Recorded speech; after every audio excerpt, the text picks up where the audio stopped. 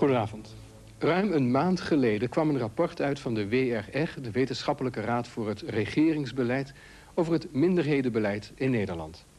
En daarin werd geconstateerd dat zonder drastische maatregelen de situatie van minderheden in Nederland uitzichtloos is. Een maatschappelijke ramp zou alleen voorkomen kunnen worden als de zeer hoge werkeloosheid onder allochtonen teruggedrongen kan worden. Een uitkering en huisvesting zijn niet genoeg om minderheden te activeren.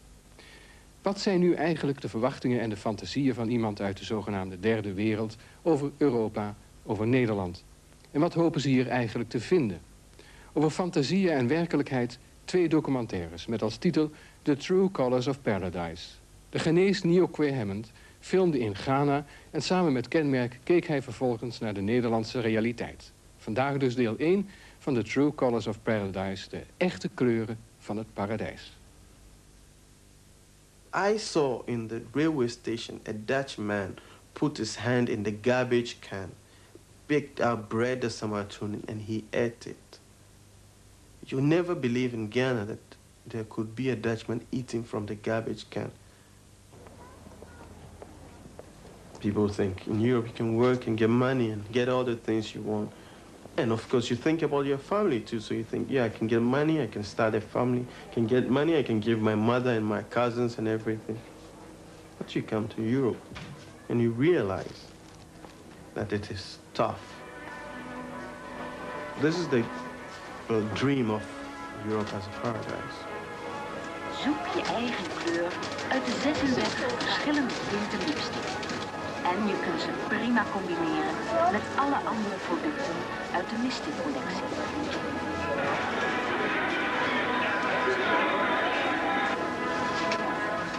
The love of Europe, the beauty of Europe, and the attractions of Europe was given to us by the Europeans who came to colonize us. And yeah, everything you do points to that fact that Europe is a very exciting place. If you watch television, I mean the textbook you read in school, magazines you read for fun, well, they all say that, they all show you that Europe is a pretty nice place to be in. When I was coming, I was expecting to see a lot. Yeah. Because in my normal, when I was in Form 1, I took geography as a lesson. And the first thing you learned from the geography book was that God built the world and the Dutch built Holland. Mm. So as a child, you should think that when you are going to Holland, you're coming to see supernatural human beings. Yeah. When I came here to Holland, I expected this because I know a lot of Dutch, you know, doctors, nurses, other people. Yeah. So I thought every Dutchman was like this. Yeah. I had no reason to doubt it. Yeah. But right there at the airport,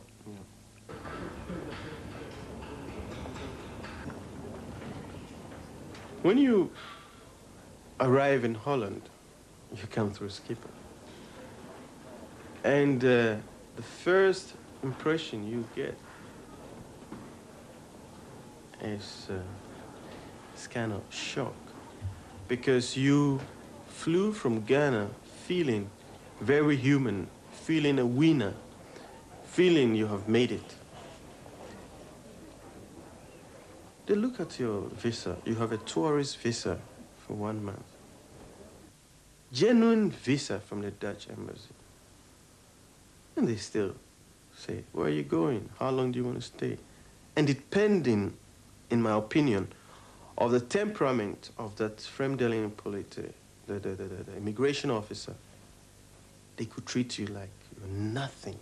When you leave Ghana, no, you never get the idea that a different language is being spoken here.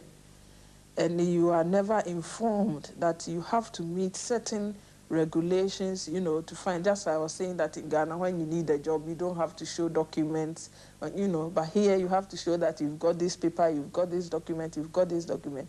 So the person moves. The first thing he gets to the airport, he's confronted. Give me your passport. When are you going to stay? How long, you know, so at the point of entry, he becomes a really confused person. When I see them, when they have come at the covered film strat, many Ghanaians used to go there when they come there, come here in the beginning. When you see the first days, the exuberance. you know, the exuberance and the vibration and the enthusiasm, you meet them 2 weeks and you understand? The whole face, it's completely. And then that's the time they are even... They start withdrawing. They don't want to talk to you anymore. And you see, it's so painful. Yeah, it is. First thing that hits you is the call. Now, there is, you come into the system and there are so many surprises. Like I said, like you have to get health insurance, all those things are things that you didn't think about in Ghana. But also there are the people around you you relate with. Some people are really nice. And, well, depending on who you are, how you carry yourself, you can have a good feeling among them. But there are some people who have it real tough because black man comes to live in this street. Oh, this street has been ruined. That's the attitude of some Dutch people. And, yeah. Look, you miss the warmth of your people back home. People look at you in the train, and when you look at them back, they look away quickly. Even if you want to say hello.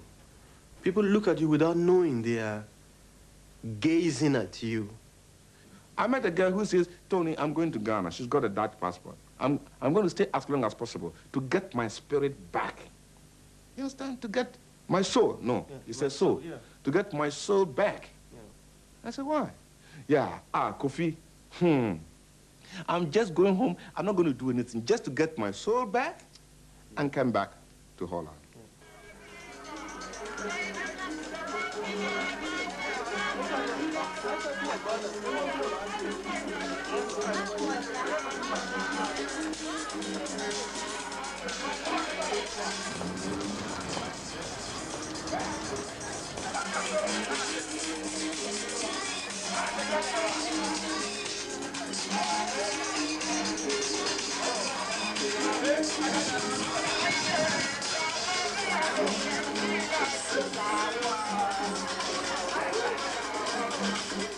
The suburbs of Accra are choked by folks from the rural areas.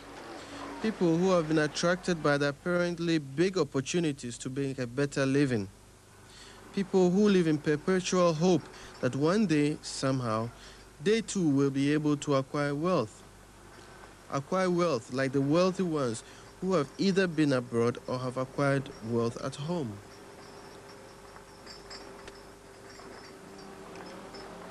The first movement is from the village to the city. Now, when it's not all well in the city, then you move next to Europe, bigger city outside the country, hoping you'll make it. But you see, when you talk about greener pastures, there's nowhere that is greener than here. You can do a lot here, but somehow, our whole focus, the whole educational system is has created the illusion that everything around us here is not good. So why are they coming?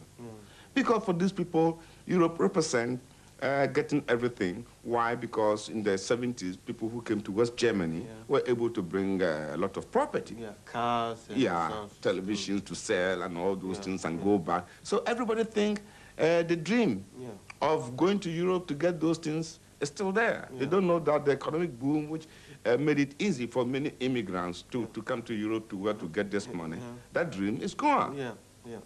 It is not an individual decision or an individual situation. It's most of the time a collective decision and made by a family or sometimes even a whole village, which enables one of them to make the trip. So that means that even though people might know, or might have some information about what is going on, let's say, for example, in Holland here, what their fellow countrymen encounter coming here, they still want to take the risk, still want to go.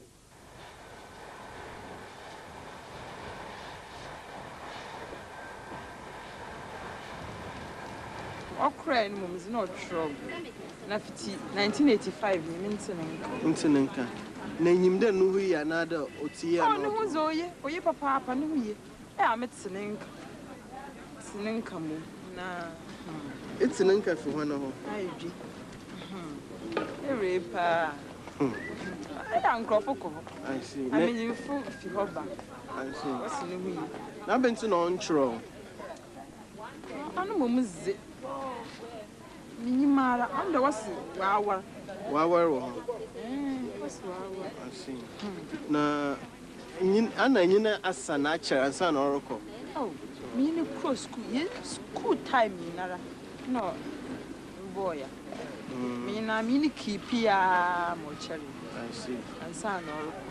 I see. Oroko ni na kra. Oh. Ya cher.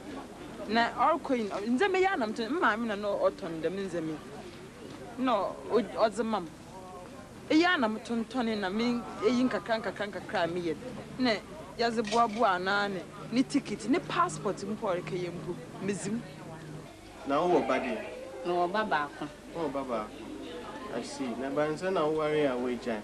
Papa ni share me boss obe worry me no call abrochre. Na o tro me so ebedu baby no ntro me biom ti. We decided say me dey me mind e bio. I see. I have only one brother overseas. Where is he? Which country? He is a printer in London. I see. And does he write to you often? He does. I see. So you are in touch with him? Yes. Will you like to visit him one day? I would. Yeah, see. Dachi be pede oboko abreche. Say ya me peda. Say ko abreche abejuma na be pede be. Maybe I'm shebi amaye. Be okay. Who you are numbi amoti abreche and say omotu fine. Hi.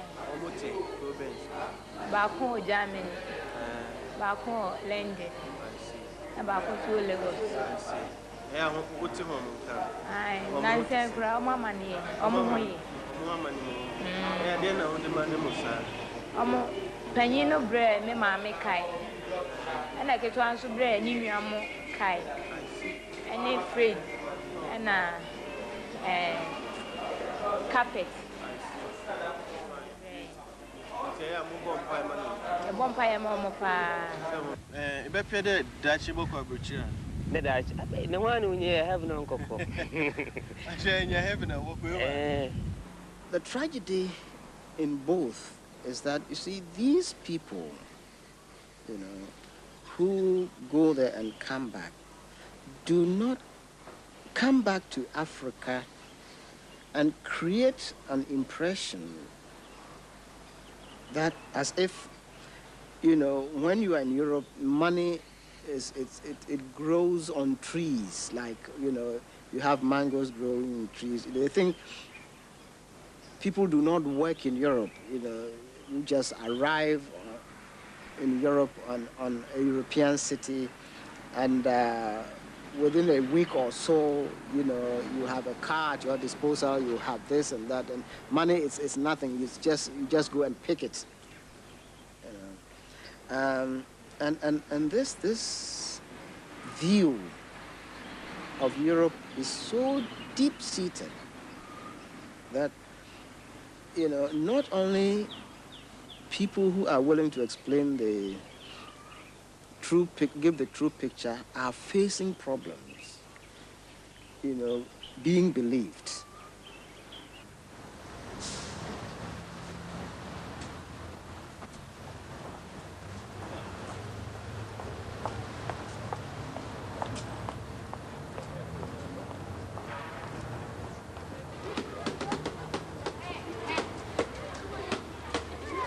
When you talk about culture, we have to differentiate the colonial culture from the traditional culture.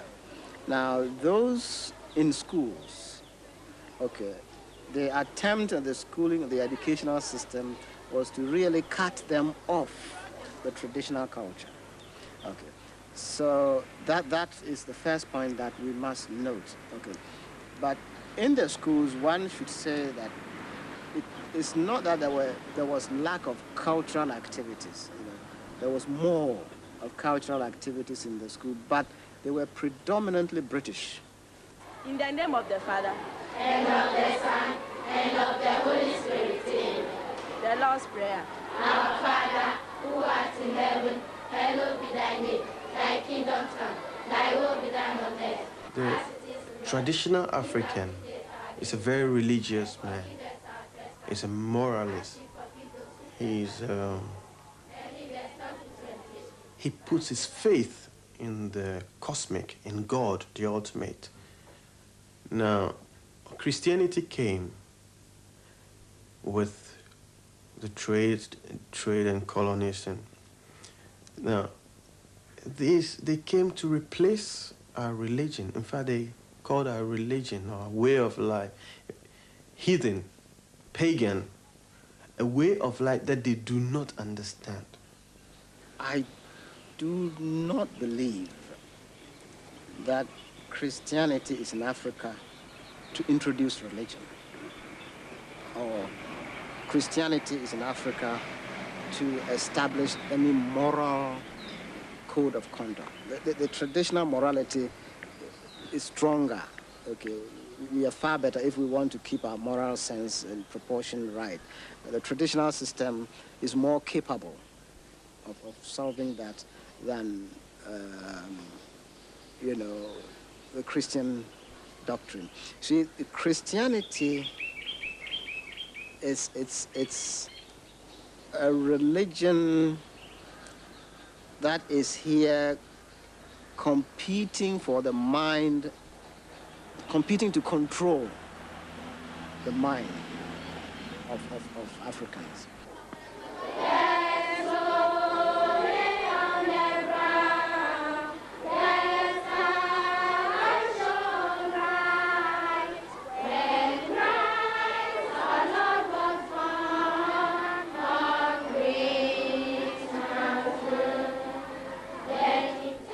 Government is trying to restructure the educational structure to reflect the needs of the country.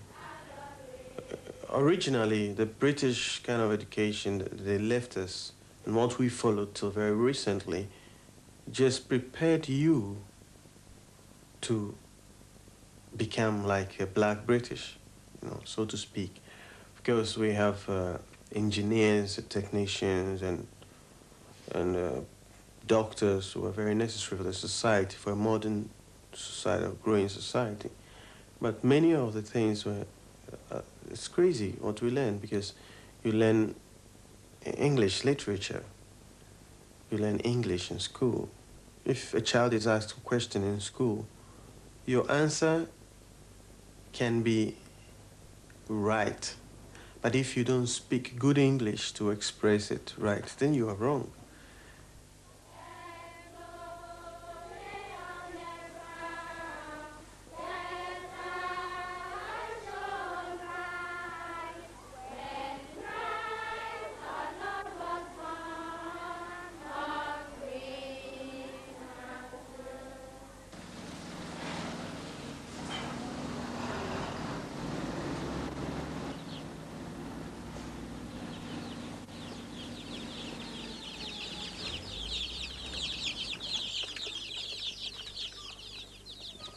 I was having this good pay there. Other than that, all that you see here, I couldn't have done it. I was having good pay, but I could not. Each day I kept on thinking about my family, and that was, I think, what brought me home. If I had perhaps the stamina, you know, or perhaps the courage, or perhaps the I don't know what to describe it. You know, the urge to forget about family, perhaps I could have made more than that. But for me, I couldn't help thinking about my family every day. And that's what prompted me back here. Meanwhile, people are making more and more frantic efforts to enter Europe. Family property is being sold, savings are being emptied, and monies are being borrowed for the trip to paradise.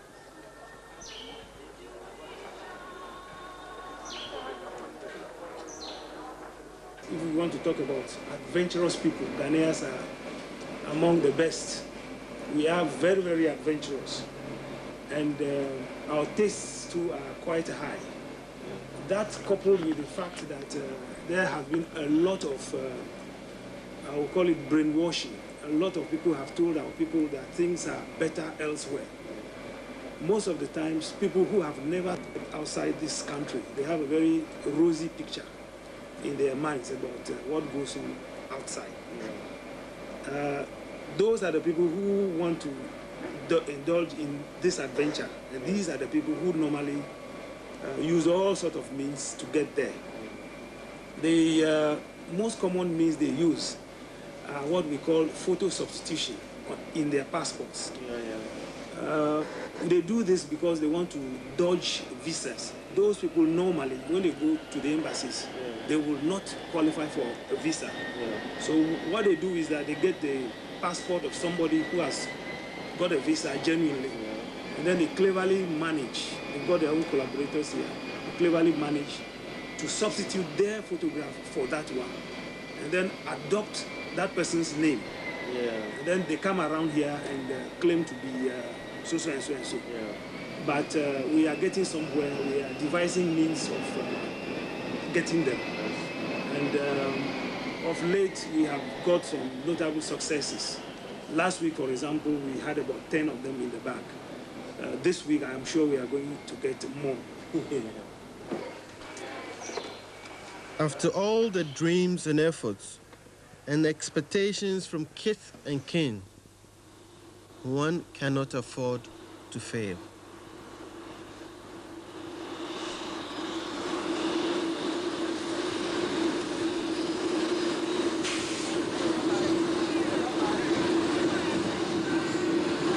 Panyino bre me mame kai. Ana ketu anso bre ni nwiamo kai. Any afraid and carpet. The Dutch government cannot make a wall. Even if he makes a wall, from here to heaven, between Ghana and Holland, they will find a way to come. So all these things, they are not necessary. I have a very nice message. I won't tell anybody who wants to travel to stop traveling, but you should sit down and try and analyze, why do I actually want to leave Ghana?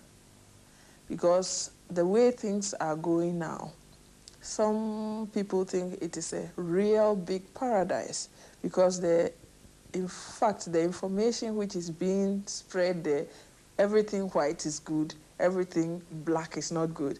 So you find Ghanaian women even trying to change their skins to become fair and, you know, that sort of thing.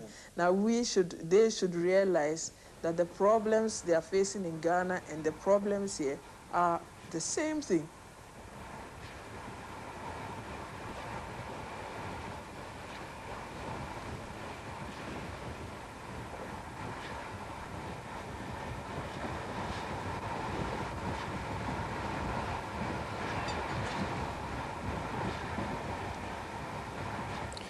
Volgende week in Kenmerk deel 2 van The True Colors of Paradise. Zelfde zender, zelfde tijd. Goedenavond.